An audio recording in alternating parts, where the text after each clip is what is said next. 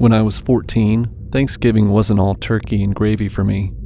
That year, our neighbors decided to have a little gathering at our place.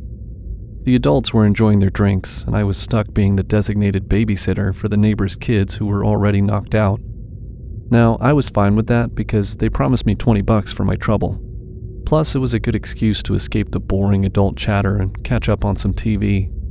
As I settled in on the couch, I heard a strange noise coming from the back garden. At first, I figured it was just some neighborhood cat prowling around, setting off the motion sensor light. But then, things got weirder. There was a noise coming from one of the back rooms. I hesitated for a moment, debating whether to investigate or just ignore it. Curiosity got the better of me, and I headed towards the source of the sound. When I opened the drapes to the back room, I saw a man I didn't recognize standing right outside the window. It was pitch black out there, and he looked like a silhouette against the dim glow from the neighbor's porch lights. As soon as he spotted me, he bolted. I freaked out, grabbed my phone, and dialed my parents. The neighbors cut their evening short and rushed back home. We didn't find anyone around, but the whole thing left me with a creepy feeling. A few days later, we heard some unsettling news. Turns out a few houses down, there had been a break-in on Thanksgiving night. It really made me feel uneasy. The guy I saw outside that window might have been up to no good, scouting places for who knows what. Looking back, I can't shake off the feeling that I narrowly avoided something seriously messed up that night.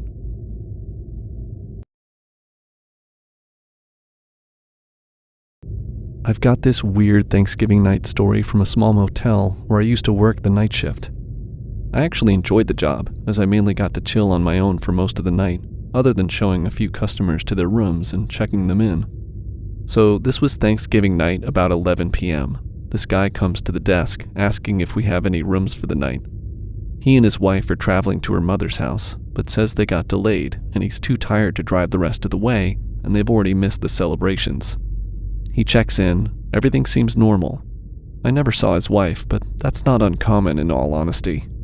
Later that night at about 2 a.m., I was outside having a cigarette when I heard a screaming coming from one of the rooms. As I walked closer, it was the guy who checked in with his wife earlier that night. I knocked on the door and instantly the screaming stopped. The man opened the door just enough so I could see his eyes, but not into the room. I asked if everything was okay, and he said yes, that he and his wife had just had an argument, but they were okay and going to bed now. I left it there, as it's really not my business to pry, and I just went back to the desk.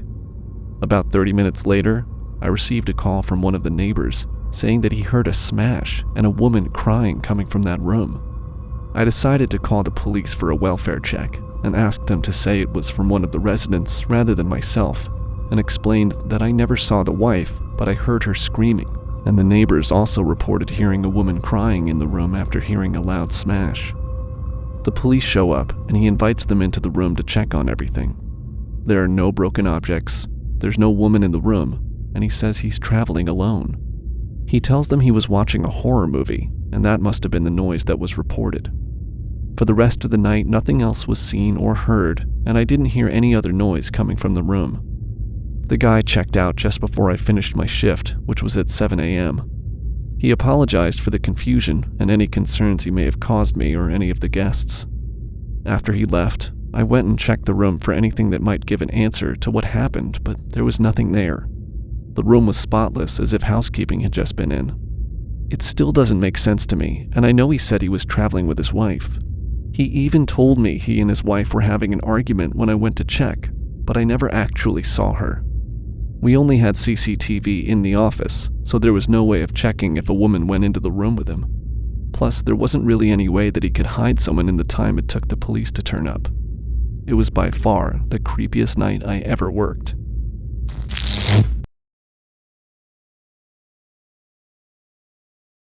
Many years ago, when I was about 11, my mom was hosting Thanksgiving and had invited all our family over.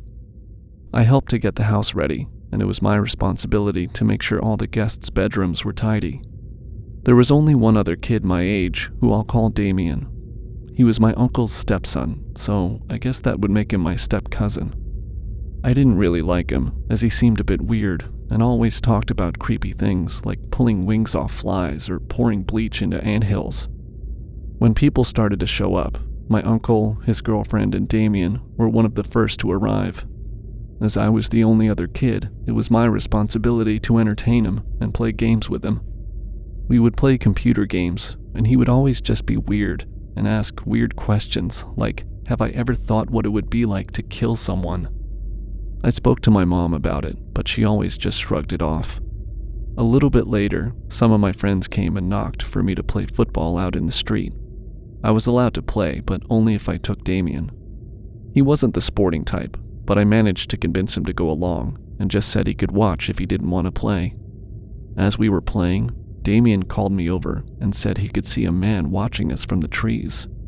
I looked over to where he was pointing but couldn't see anyone. I told him it was a safe neighborhood and that it was probably just his imagination. A little while later, Damien called me over again, saying there was definitely someone in the trees watching us. As I looked over, I did see a tall man wearing a long black jacket standing in the trees. He had dark hair and glasses, but I couldn't really see him all that well. I called out to my friends, who all looked over, and the man turned around and walked away. Damien started to tell us stories that it was the boogeyman coming for him, and that he often saw this man watching him. Eventually, my mom called us in for dinner, and we went back inside. We told our parents about the man watching us, and they said we probably imagined it, like all of us imagined it. Later that night, my mom was cleaning the dishes when she said she saw a man creeping around our house. My dad and uncle went outside and confronted the man who tried to run. They managed to pin him and call the cops. Turns out, it was Damien's father. I mean biological father. He wasn't supposed to be within so many feet of Damien or his mom, as he used to take his anger out on them when they were a family. It's probably the reason why Damien is so messed up. I kind of felt sorry for Damien. I never really knew of his past, and it changed my opinion of him, and even allowed me to be a little bit more empathetic towards him. His dad was taken away and charged for violating whatever order it was that said he couldn't be near Damien or his mom. Damien's mom and my uncle aren't together anymore, so I never see him. I sometimes wonder if he's okay, but it wouldn't surprise me if he was in jail, or something worse.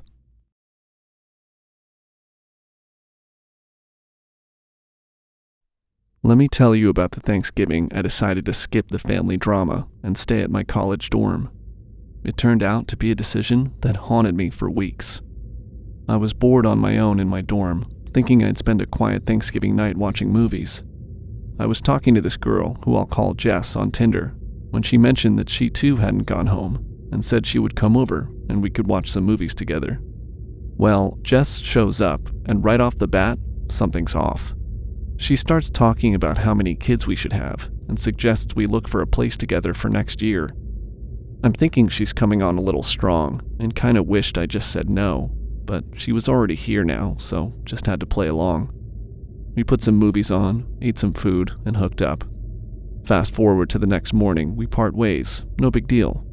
But then my phone starts blowing up with texts from Jess. She's asking when we can meet up again, and drops the L word. I'm not interested in taking it any further with her, and she came on a little strong, so I block her and moved on with my life. Now, here's where it gets crazy. About 3 weeks later, I'm at a party, having a good time, when I spot Jess. She's scowling at me, like she wants to fight me, and then turns around and walks off. About 10 minutes later, I'm talking to this girl I've liked since I arrived at college, called Mary.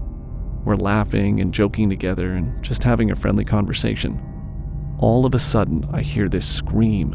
Out of nowhere, Jess comes running towards me, but doesn't attack me, she attacks Mary. She pins her to the floor, screaming and hitting her and pulling her hair, saying she's gonna kill her. I'm talking full-on psycho. Mary tries to fight back, but Jess is overpowering her. It took 3 of us to pry her off and drag her outside. We tried to calm her down and asked around to find who she came with, but no one knew who she was. I'm not sure how she ended up at this party. The only thing I can think is that she's been stalking me and followed me there. She left some pretty nasty scratches and marks on Mary, and because she was still kicking and screaming, we decided to call the cops. Eventually they showed up and cuffed her and took her away, asking if we wanted to press charges. We didn't, but we later found out that Jess wasn't even her real name, and she had a history of violence. I think we got away lucky from the sounds of it, but Marie never wanted to talk to me after that. Somehow, I came off as the bad guy.